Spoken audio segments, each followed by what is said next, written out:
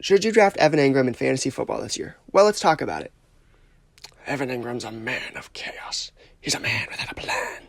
And you don't want to know how he got these scars. Anyway, terrible Joker impression aside, Sean Payton has talked a lot this offseason about wanting to find his quote-unquote Joker. Sort of like his Taysom Hill or Jimmy Graham back in New Orleans. And Evan Engram could very easily be that guy. Evan Engram finished last year as the tight end 30, mostly due to injury, and he finished as the tight end 8, and he's now ranked as the tight end 8 and the 81st overall player.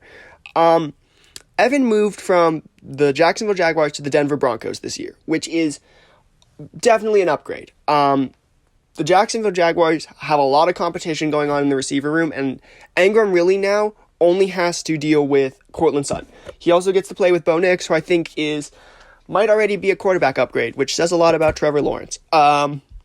Despite the fact that he's now on, a better team, and I have higher hopes for him this year, Evan Engram was pretty good on the Jags last year.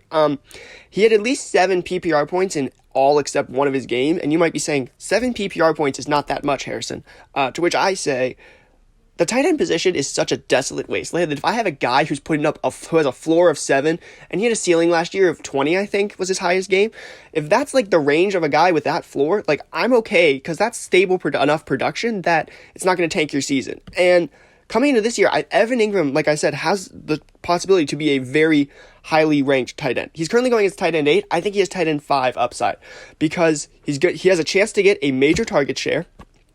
Sean Payton has talked a lot about wanting to find his Joker, a guy who has a lot of versatility and who can exploit, bad coverages, defensive mistakes, and get open.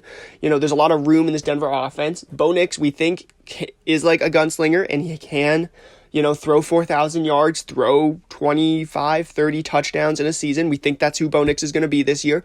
And it's really only Courtland Sutton. Like, there's a lot of other potential guys who could break out, but is it more likely that Pat Bryant's going to break out, the rookie, or that Evan Engram, the veteran tight end, who's stepping into the most desolate tight end room in the league, is going to break out as one of Bo Nix's second favorite targets along with Courtland Sutton?